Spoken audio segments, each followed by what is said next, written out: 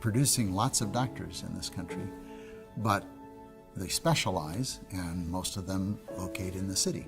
And so we have rural places that are really crying for doctors and don't have them. So we have an urban-centric educational system, and what that does is it draws people from urban areas into an urban place, and then that's where the pipeline leads them. You know, what makes money are specialist procedures, and so our incentives really drive people into specialty care and away from primary care, and we don't get them back out to rural places to practice.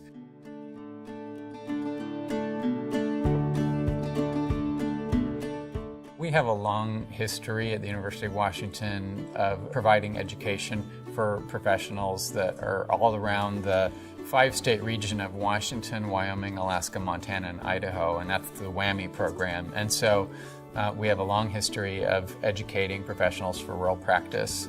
One of the main things that Rural Prep is trying to do is to improve the quality of research on rural health professions training and education. We want to create more opportunities to train people in rural places, because we figure if we can do that, we can grow our own doctors. So Rural Prep is actually about looking at best practices in medical education to help prepare the workforce for rural America. By using best practices with regard to our health professions education, policymakers can be more assured that that investment has the best return on quality care for patients.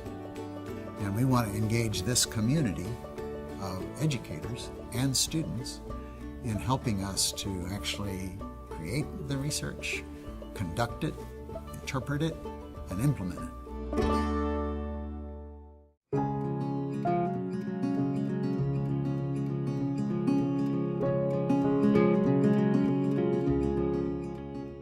So when we look at particular skill sets for rural America, certainly some of those things that are unique are emergency room coverage, being ready for just about anything that literally comes through the door so that we can do our best.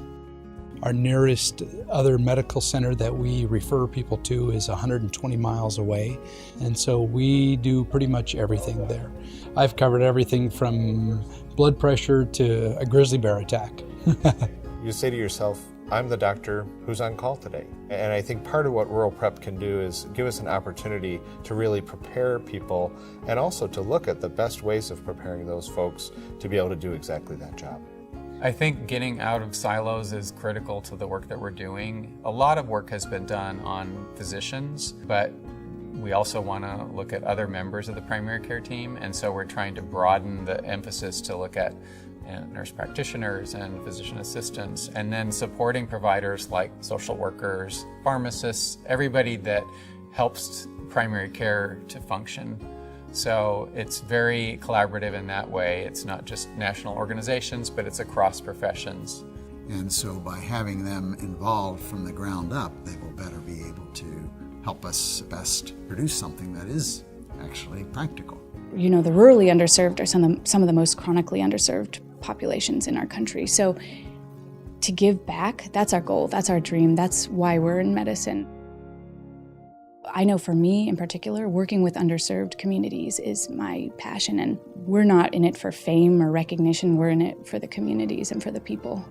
I enjoyed the personal relationships, and I enjoyed the fact that my neighbor was my patient, was my kid's soccer coach, and they went to church with me. In that way, there were multiple relationships. That made it very meaningful.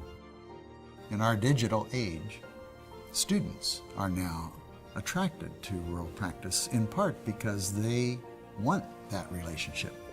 Our premise is that if you educate and train physicians in rural places, that's where they'll stay. And I think the more that we can do to plant our kids and give them foundation in our rural areas, that we can allow those rural areas to flourish and to grow. If we really keep our heart in it and use our mind and our skills as best we can, then I think that we will be able to achieve quality care closer to home, and that's what matters for our friends and neighbors in rural communities.